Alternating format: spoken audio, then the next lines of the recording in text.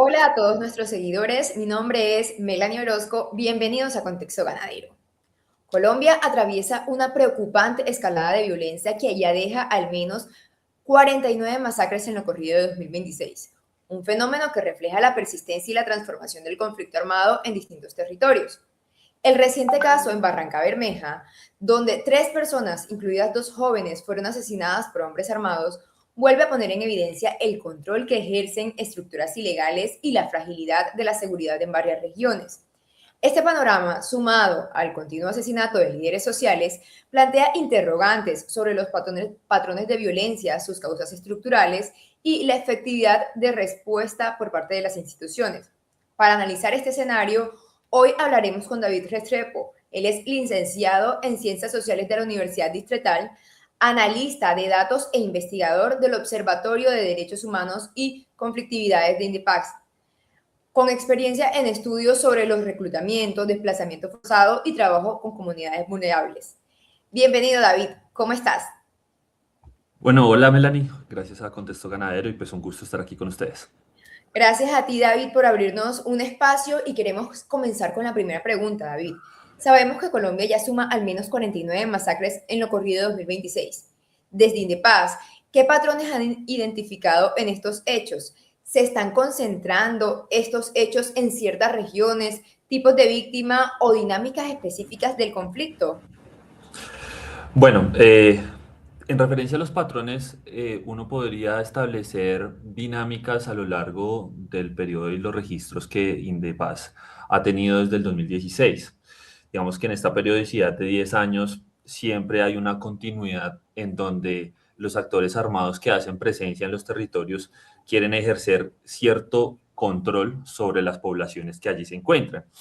Digamos que las posibilidades de que persistan los fenómenos como lo son las masacres evidencian que el grupo armado que hace presencia allí efectivamente quiere dar a entender a la comunidad, inclusive a los otros actores armados que también hacen presencia con los mismos, que existen, que hay una confrontación, que existe una disputa y una característica de dominio frente, no, frente a los demás actores armados, pero también frente a la población. Y eso es importante decirlo.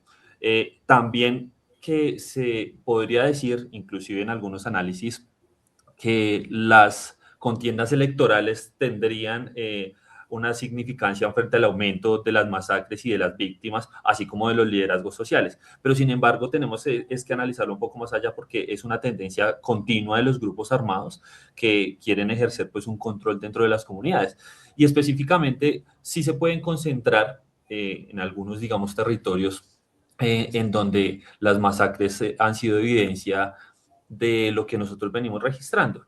Por ejemplo, el Cauca, Antioquia, norte de Santander, inclusive a inicios del año pasado con todo lo que pasó con el Frente 33 específicamente. Entonces hay unas disputas que evidencian específicamente lo que está pasando en los territorios y es allí donde se debería concentrar el análisis y lo que viene pasando pues, alrededor de los territorios, en el caso específico de las masacres como una oportunidad para ejercer control y demostrar el poderío que los actores armados tienen en cada una de las comunidades.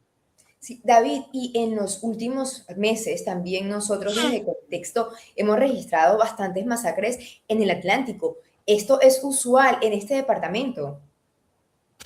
Bueno, el Atlántico presenta una característica particular y es la presencia de varias bandas dentro de las zonas pobladas, ¿no?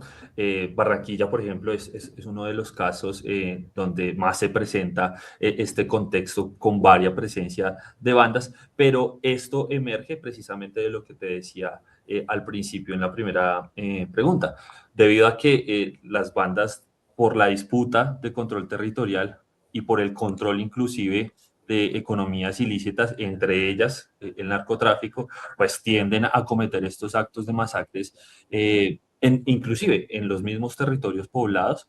No hemos dejado también un poco esa tendencia a que las masacres ocurren no más en la ruralidad o en las zonas apartadas y en las cabeceras municipales, sino que eso está pasando específicamente también en las ciudades. Y es algo que, pues, para el análisis inclusive del contexto de violencia del país, inclusive para el Atlántico, pues el caso que tú pones específicamente, pues es relevante de destacar. Sí, David. Y en el caso puntual de Barranca Bermeja, sabemos que esta es la masacre número 49. Refleja la presencia de grupos como el ELN, Clan del Golfo y bandas locales. ¿En qué medida, pues, estas disputas y estas economías ilegales, como narcotráfico, extorsión o robo de combustible, está detrás del aumento de estas masacres? Sí, bueno, ahí debemos unirnos también al análisis que hace la Defensoría del Pueblo en su informe de seguimiento, por ejemplo, para esta alerta que incluye Barranca Bermeja, que es la 024 del 2024, donde precisamente se advierte eso que tú nombras, las economías ilegales, el cobro de extorsiones y el narcotráfico por parte de los grupos armados que hacen presencia en el territorio. Y eso efectivamente tiene pues dos contextos. Primero, pues el control de esta economía sí. Segundo, el control y el dominio que se quiere ejercer sobre las comunidades. Y tercero, pues hay algo que también dentro de las acciones del informe de seguimiento se establece y es el control extorsivo que se ejerce a través de la generalidad de las economías dentro de las cabeceras, que también tiene unas retaliaciones importantes allí. Digamos que pues las autoridades no han aclarado los hechos tras la última masacre en Barranca Bermeja, pero sin embargo sí se da cuenta de que algo sucede inclusive con el agravante de que dos menores de edad resultan asesinadas dentro del hecho y que pues, se hace relevante inclusive dentro de lo que ha pasado también en contextos como el Cauca y pues que es lamentable, digamos, para las cifras que venimos estableciendo. Y justo para allá iba, David. Las cifras muestran que muchas víctimas son jóvenes, incluso menores de edad, como en esta última masacre y como la que ocurrió en el Catatumbo con los 4 jóvenes que fueron secuestrados. ¿Existe algún patrón en en la victimización de jóvenes y qué relación tiene esto con el fenómeno como el reclutamiento forzado o el control territorial? Hay algo que es importante hoy de evidenciar y es que el reclutamiento ha tendido a diversificarse de distintas formas, si se quiere decir, porque ya no encontramos jóvenes que están siendo reclutados para los antiguos campamentos o jóvenes que se llevan a cierto sector y son entrenados únicamente para las armas.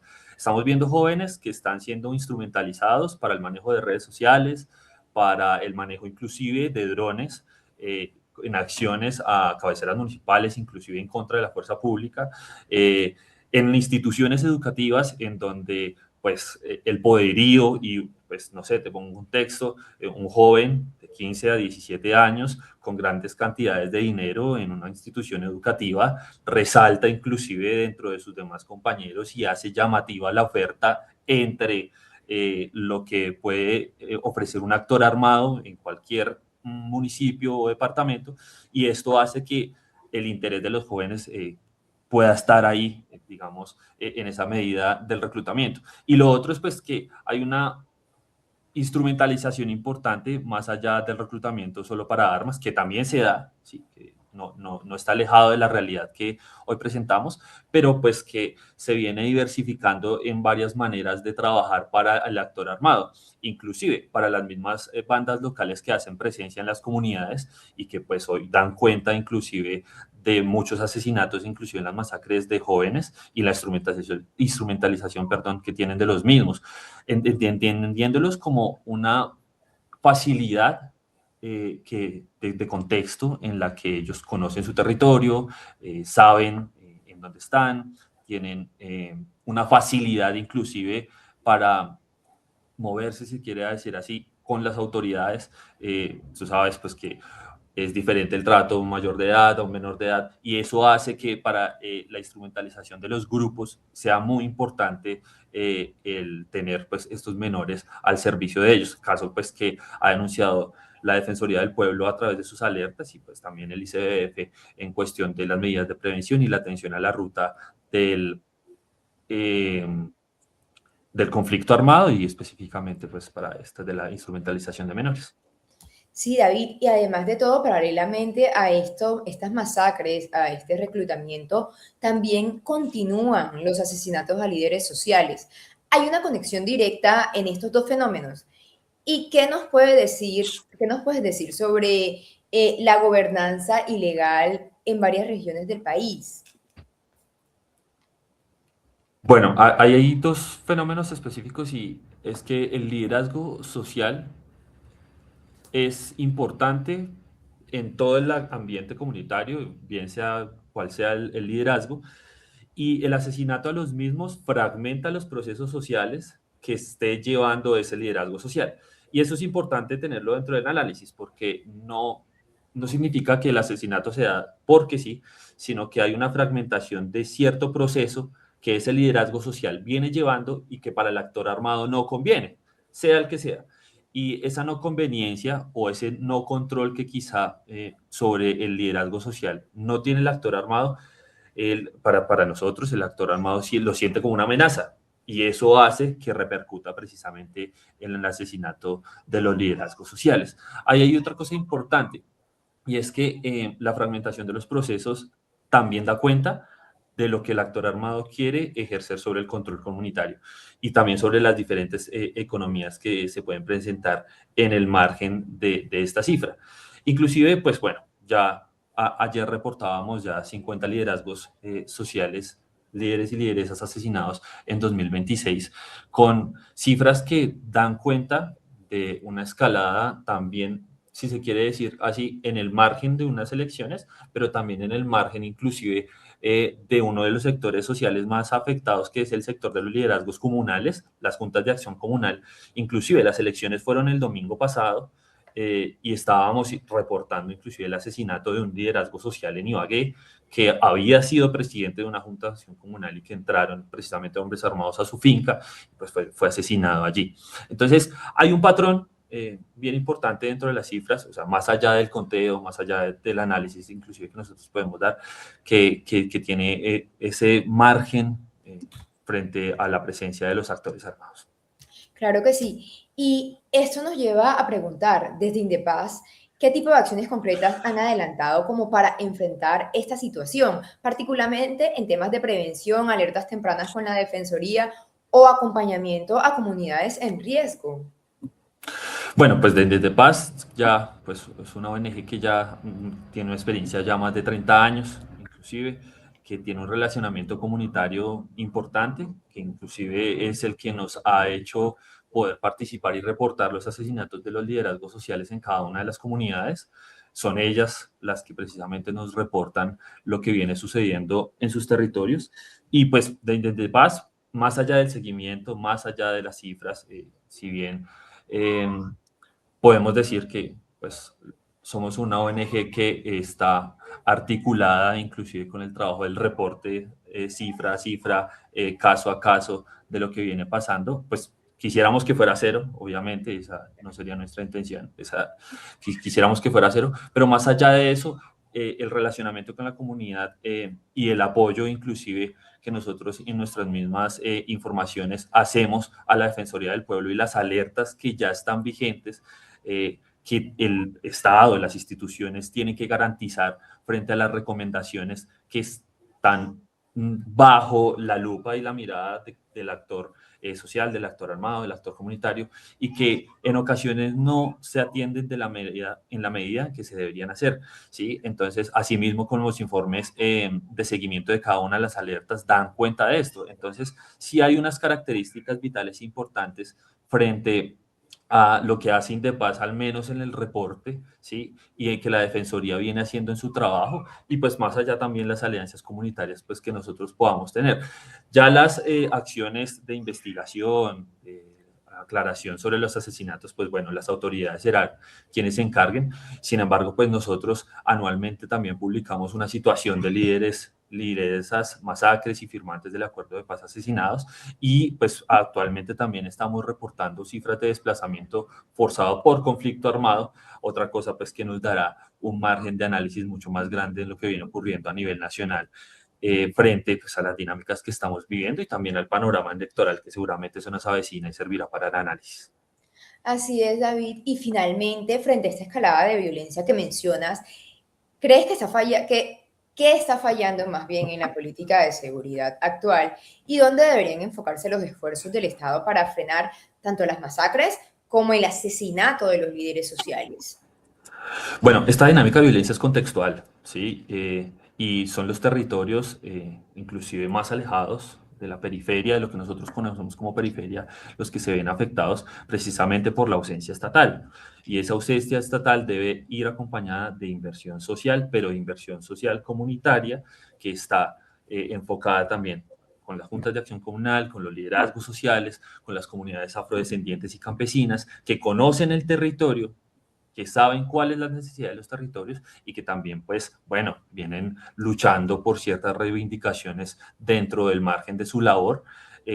Casos, por ejemplo, que hemos visto con los últimos liderazgos sociales asesinados que vienen realizando procesos importantes dentro de comunidades campesinas, dentro de comunidades afrodescendientes, dentro de juntas de acciones comunales, que son asesinados, que posteriormente han sido amenazados, que han sido desplazados de otros territorios. Entonces, eso es lo primero. Y lo segundo, las instituciones del Estado deben garantizar una ruta clara para la protección también de los liderazgos sociales. Si bien existen a través de la personería, de la defensoría, las amenazas, los riesgos para la vida en contra de estos liderazgos sociales, en ocasiones cuando se presentan son de ya para allá. Entonces a ti te amenazan como líder social y pues a los 3 días pueden estarte sufriendo un atentado, puedes estar siendo asesinado. Entonces la inmediatez de las acciones es importante también pues para apoyar los procesos que los líderes están desarrollando como para atender a las necesidades de protección que necesitan con la actual alerta temprana de líderes y lideresas 019 de 2023 y pues con la electoral que es la 013 del 2025 que se viene llevando y que pues ya hace unos llamados de acción urgente, inmediata, prioritaria en cada uno de los municipios que pues las instituciones, tanto a nivel local, departamental como nacional, ya tienen que atender. David, te agradecemos muchísimo el día de hoy estar con nosotros, sobre todo abrir un espacio en tu agenda porque sabemos que ya tienes reuniones y Gracias. sabemos que hoy estás bastante ocupado, entonces te agradecemos mucho eso, te agradecemos el análisis que le has hecho al proceso de seguridad, pues a la escalada también de violencia en el país y sobre todo a las 49 masacres que han ocurrido en lo que va de 2026 y los 50 asesinatos, como me dices, de los líderes sociales. También por la labor y el análisis que hacen desde Indepaz. Les agradecemos muchísimo por ser esa fuente para nosotros, esa fuente de datos para poder mostrárselo al país y contarles lo que realmente está sucediendo en los territorios. Te deseamos que tengas un feliz día y muchísimas gracias. Melanie, a ustedes muchas gracias, gracias a Contexto Ganadero por el espacio y pues lo que necesiten de nosotros, pues cuenten siempre con nuestra ayuda. Muchísimas gracias, David, y muchísimas gracias también a todas las personas que siguen conectadas con nosotros. Los invitamos a seguirnos en todas nuestras redes sociales. Ya saben que aparecemos como @conganadero en todas las plataformas digitales y también los invitamos a leernos en www.contextoganadero.com para que se enteren de todas las realidades del país y del mundo. Sigan conectados.